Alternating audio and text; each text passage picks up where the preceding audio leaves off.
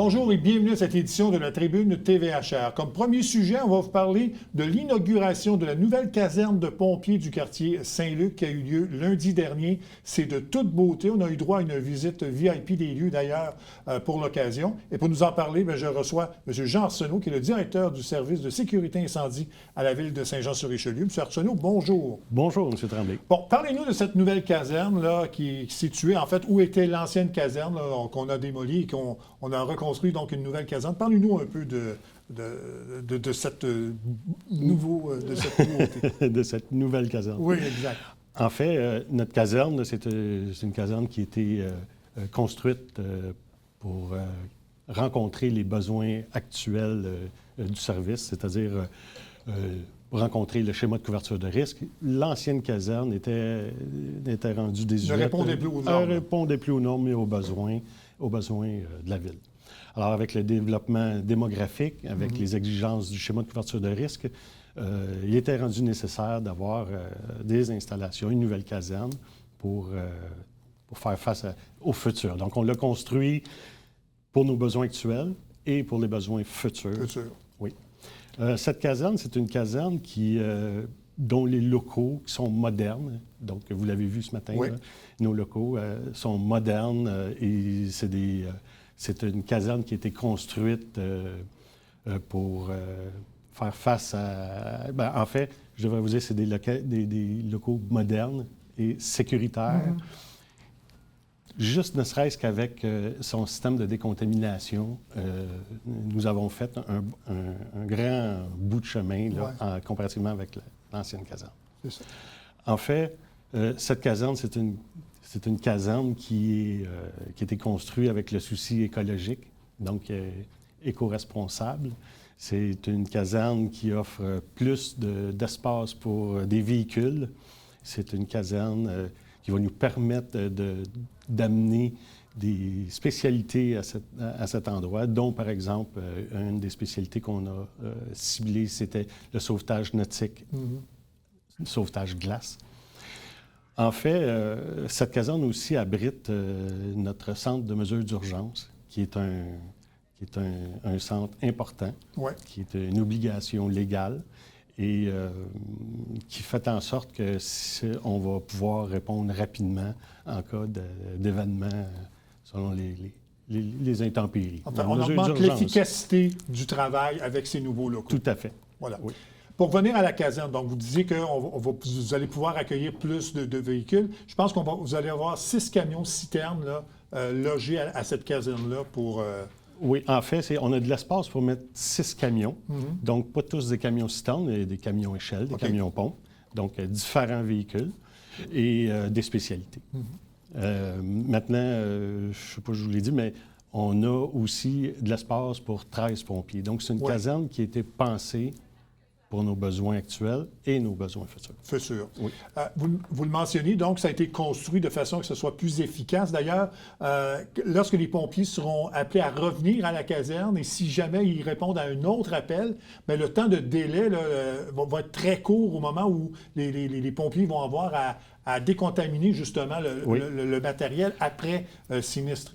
En fait, tout a été pensé pour que quand le pompier revient d'un appel, d'un incendie, d'abord, vous savez que le pompier est exposé à des contaminants cancérigènes quand il répond à un incendie. Donc, quand ils reviennent, tout est pensé pour que le pompier puisse se décontaminer rapidement et de façon à jamais avoir un bris de service. Et d'avoir des équipements de rechange pour qu'ils puissent rapidement, pour éviter un bris de service et de répondre à d'autres appels. Bon. Donc, la capacité, c'est peut-être 13 pompiers, là, éventuellement. Là. Oui.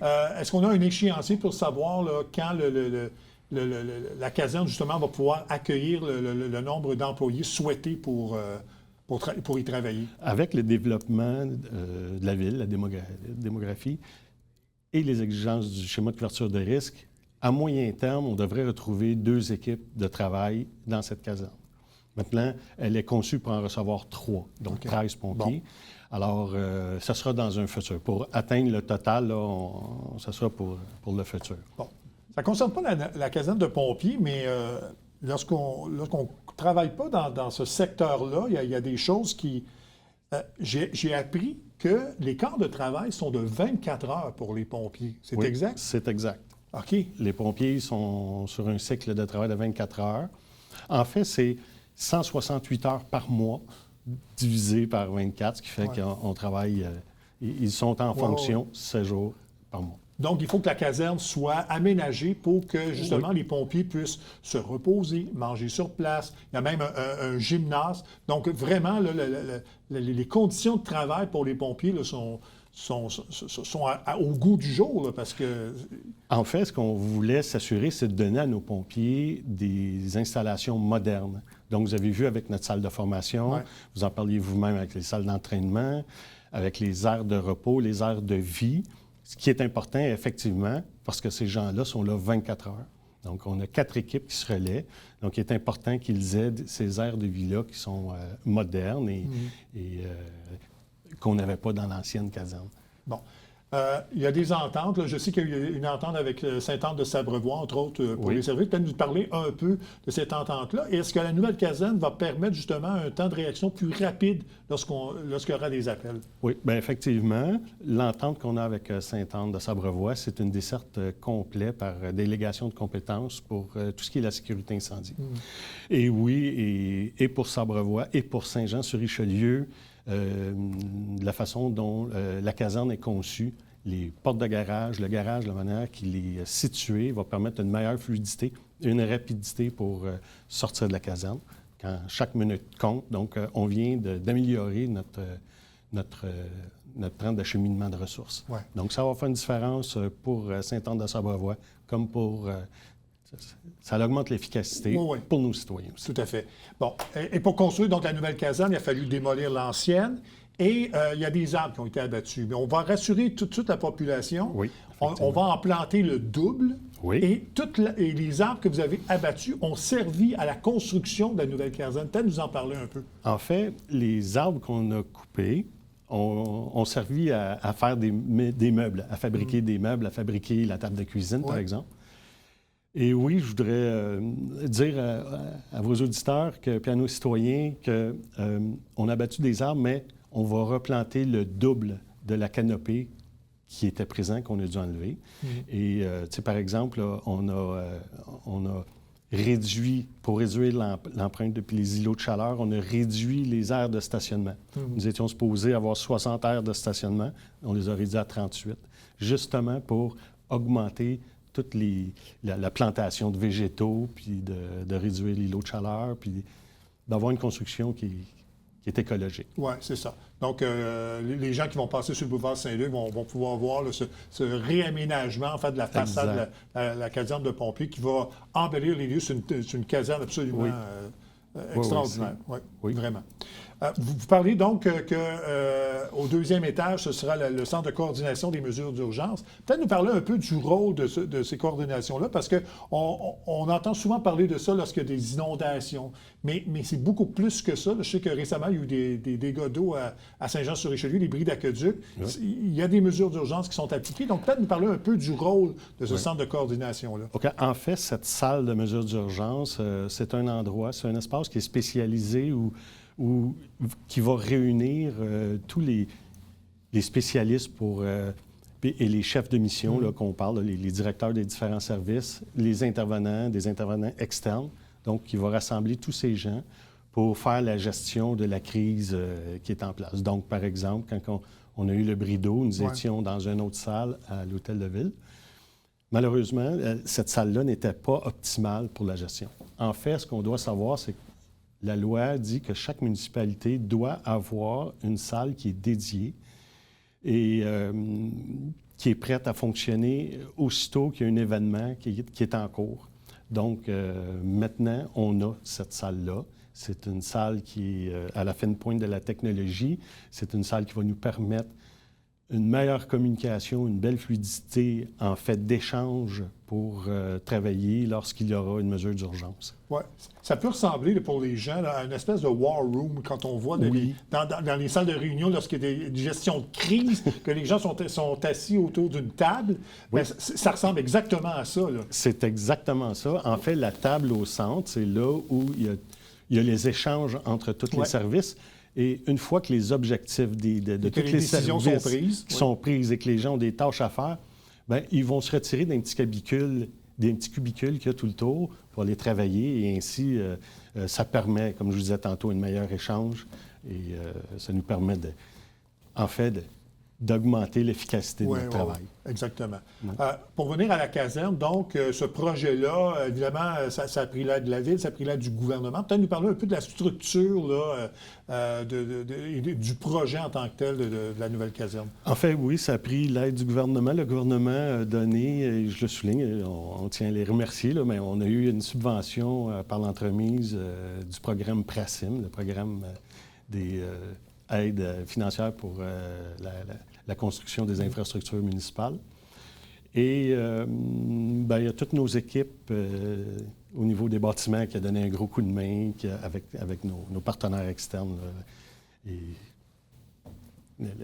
tous les contracteurs, la compagnie qui a travaillé, qui ont monté ce beau projet-là. Nos pompiers, on a eu beaucoup de rencontres pour justement prévoir les aires, aires communs. Puis... C'est ça. La façon, en fait, l'ergonomie de la caserne pour que tout soit efficace et que les gens soient contents d'y travailler parce qu'une ambiance de travail, c'est important. Ah oui, tout à fait. Et c'est ça, nos locaux sont modernes et les gens...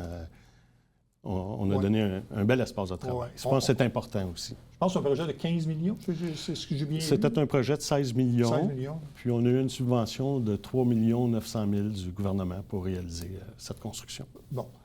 Une autre chose aussi, et là, les gens, parce qu'ils vont voir les images, parce qu'on a tourné ça, là, et je vous ai posé la question, lorsqu'on regarde des documentaires ou des films sur les casernes de pompiers, on voit la fameuse pôle qui traverse de haut en bas et on voit les pompiers glisser pour se rendre au camion. Ça n'existe plus, ça. En fait, ça existe de moins en moins. Oui, voilà. Oui, c'est ça. Les nouvelles casernes qui ont 2 étages, à toute fin pratique, il n'y en a plus. Il n'y en a plus, bon. Non, c'est ça.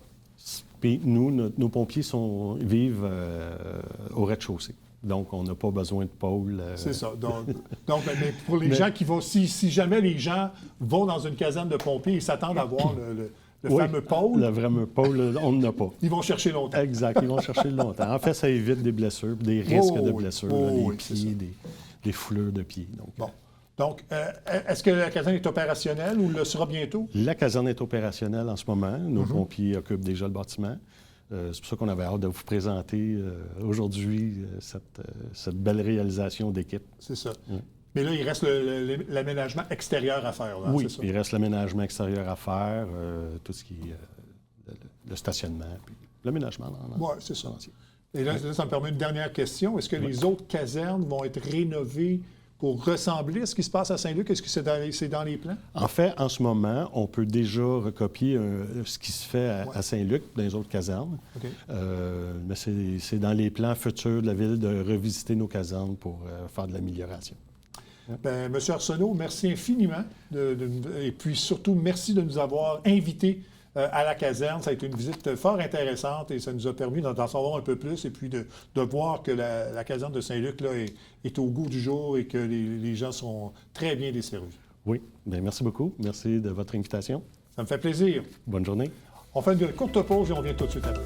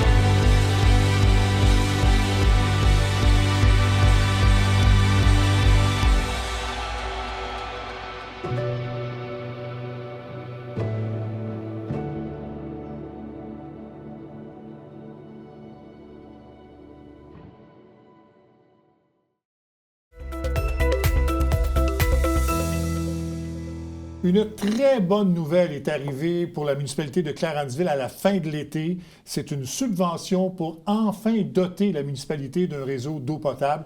Et on accueille le maire de Clarenceville, M. Serge Baudouin, pour nous en parler. M. Baudouin, bonjour. Bonjour.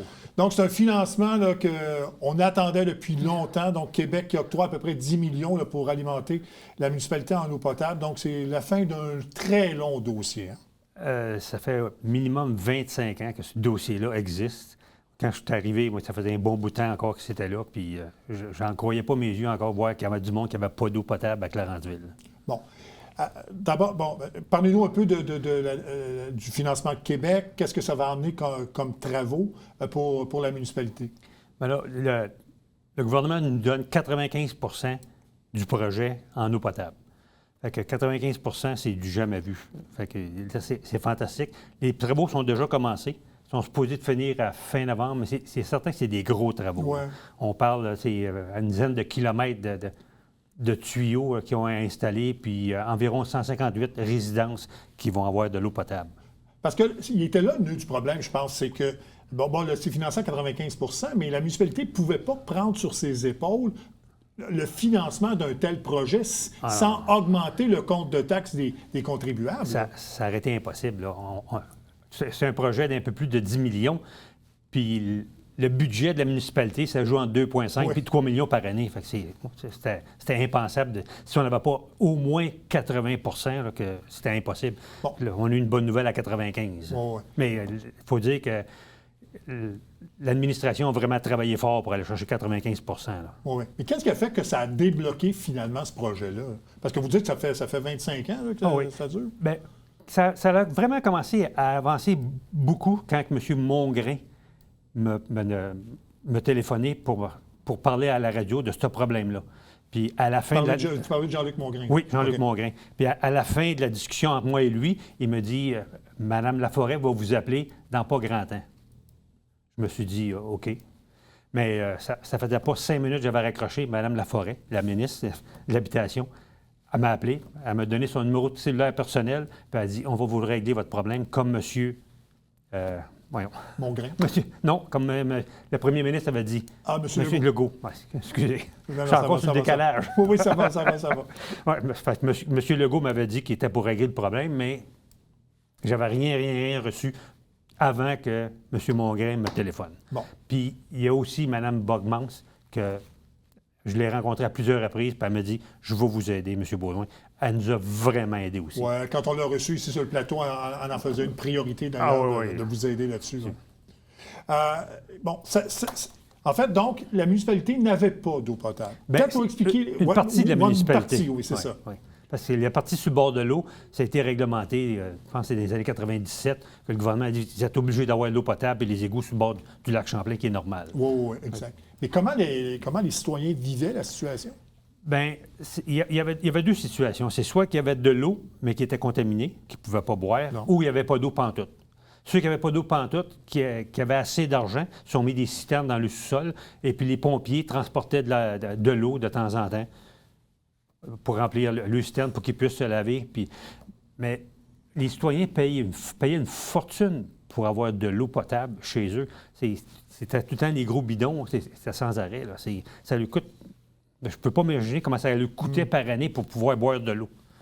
Oui. Parliez de M. Mongrain, mais je pense aussi qu'il y a eu un dossier, je pense que c'est dans le Journal de Montréal ou dans la presse, où on parlait de la situation justement de Clarenceville. Et peu de temps après, là, on apprenait cette subvention-là de 10 millions. Il y a aussi deux dames de la radio, je ne me souviens plus quelle radio c'était, ces deux dames, quelque chose le matin. OK. Que eux autres aussi m'ont appelé. J'ai passé encore à la radio là. Je suis venu ici à la télévision. C'est à partir de là que ça a débloqué. Puis là, ça a commencé à avancer. Oui. Bon. Donc, concrètement, 95 de ce projet-là financé par Québec, un 5 donc, qui seront assumés par les contribuables. Donc, c'est ça. Mais c'est quand même pas pire. Là. 5 là.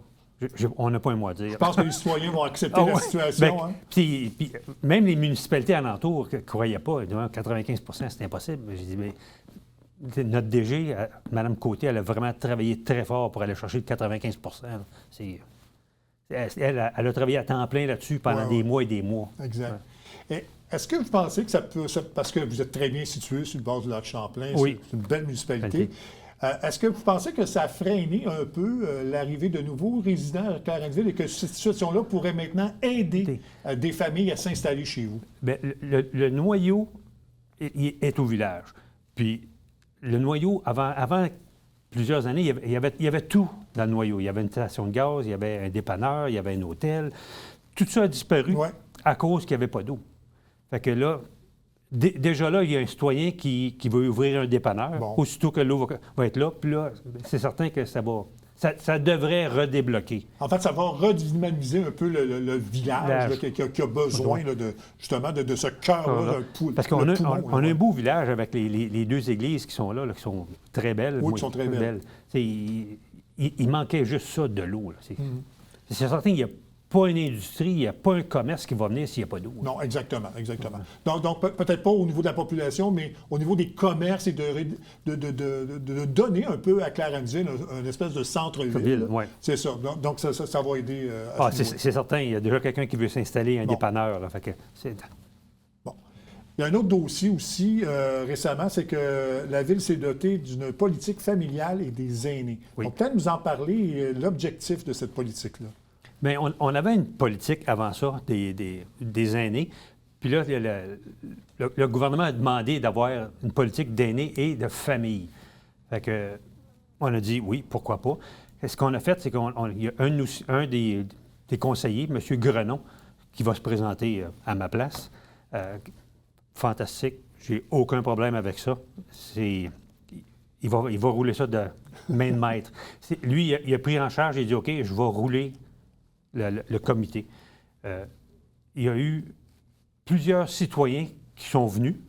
C'est-tu à cause de lui ou parce qu'il voulait avoir de quoi? Fait que les citoyens se sont mis ensemble avec notre conseiller pour développer la politique familiale et des aînés.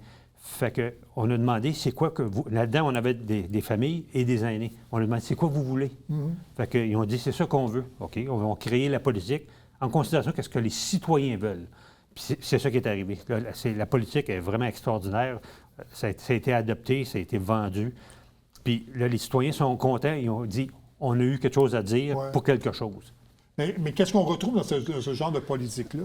Ah, mais c'est tout ce que les familles ont besoin et puis ce que tous les aînés ont besoin. C'est eux autres qui ont demandé, on veut ça. Est-ce qu'on peut avoir ça? Là, c'est encadré dans une politique. Dans une politique. Et puis, ça a donné comme ça, quasiment tout ce qu'ils ont demandé est déjà débuté. Fait qu'il va rester à la finaliser comme ils le veulent. Comme ils veulent avoir des meilleurs parcs, ils veulent avoir des meilleurs services pour les aînés. Fait que tout ça engendré est dans la politique, puis c'est déjà en branle de développement. Dans le fond, c'est une Clarenceville 2.0 qui s'en vient, là. Oui, c'est certain que... Puis on a mis beaucoup d'argent pour les familles. Fait qu'on a tout rénové nos parcs, parce que les parcs faisaient vraiment dur. Il y avait eu un laisser-aller. C'est certain que ça prend des budgets. Puis notre personne au loisir, qui est en charge des budgets, pour ça, travaille extraordinaire. Elle va chercher toutes les subventions possibles. Puis là, on a 3 parcs là, qui sont fantastiques à Clarenceville. On ne peut pas demander mieux. Là. Donc, vous jugez que c'est un bon moment pour vous de passer le flambeau, parce que là, vous avez annoncé que vous ne sollicitez pas de nouveau mandat? Je ne pars pas parce que ça ne travaille pas bien. J'ai une administration fantastique, mes conseillers, là, je ne pouvais pas demander mieux pour les 6 années que j'ai été maire. J'ai du monde qui veulent, qui ont à cœur Clarenceville. Fait que je quitte parce qu'il est temps de donner ma place. J'en ai fait assez, je vais avoir 68 ans, je donne la place aux jeunes. Puis je ne suis pas inquiet de partir parce que je sais que ce qu'il y a là est vraiment extraordinaire. Je rentrais travailler le matin, là, puis j'étais content d'aller travailler le matin. Puis quand on avait des meetings avec les conseillers, on partait, tout le monde riait, puis tout le monde avait du fun. Le meeting allait toujours bien. Puis c'est certain qu'il y a des désaccords, mais quand on partait, on était tous d'accord que la solution, c'était ça. Tout le monde avait à cœur ce que les citoyens veulent. Mais je vais vous poser une drôle de question. Si on n'avait pas réglé le problème d'alimentation d'eau potable, est-ce que vous auriez songé à vous représenter pour finaliser ce projet-là? Possiblement. Mais il faut que je sois honnête. Là, il est temps que je prenne ma retraite. Mon épouse a pris sa retraite, elle avec, là, en janvier. Et c'est certain que je ne sais pas si j'aurais quitté si le projet n'aurait pas été commencé. Le seul regret que j'ai, c'est que je quitte un conseil qui est extraordinaire, puis je ne verrai pas la fin du projet. Oui, c'est ça. Mais en tout cas, ce projet-là est bien entamé. Oh, bien là, ils n'ont pas le choix. Là. Il y a des trous partout. C'est ça. C'est certain que ça va être fini, là. Donc, si je vous demande la plus belle réalisation de votre mandat de 6 ans, c'est ça, là, dans le fond. Là, oui, c'est que là, c'est avoir de l'eau pour tout le monde à Clarenceville, là, c'est... Je ne peux pas demander mieux, là. Non, hein. C'est parce que moi, quand je suis arrivé, puis en premier, je ne croyais vraiment pas qu'il y avait du monde qui n'avait pas d'eau. J'ai dit, voyons donc, c'est impossible. Là. On est à 1 heure de Montréal. Ça a été ma première réaction. Moi, je vais vous dire, la famille de mon épouse vient de ce coin-là. Ma fille a été baptisée à Clarenceville, mes beaux-parents demeuraient à Henryville. Et quand j'ai vu ça, j'ai dit, voyons donc, ça n'a pas de bon sens qu'un village complet n'ait pas d'eau potable en 2025. Ça n'avait pas de bon sens. C'est ça. Puis ça fait plusieurs années que ça dure. Là. Ouais. Il y a même une dame qui est assez âgée qui m'a demandé, elle dit, vas-tu vraiment voir l'eau avant de mourir? Ah. Ben, j'ai dit, j'espère bien, madame. Ben oui, en tout cas. Ça va être réglé. Mission accomplie. Ben, Monsieur Beaudoin, merci beaucoup de votre visite. Je sais que vous arrivez d'un voyage, donc il y avait un petit décalage horaire. J'apprécie encore davantage votre passage sur le plateau. Merci beaucoup et puis bravo pour cette réalisation. Enfin, là, la municipalité pourra bénéficier de ce réseau d'eau potable. Merci de m'avoir donné l'occasion de parler publiquement pour la municipalité de Clarenceville, qui est extraordinaire. Merci beaucoup de votre visite. Merci. Merci. Ça complète cette édition de la Tribune TVHR. J'espère que ça vous a plu, mesdames, messieurs. Au revoir, à la prochaine.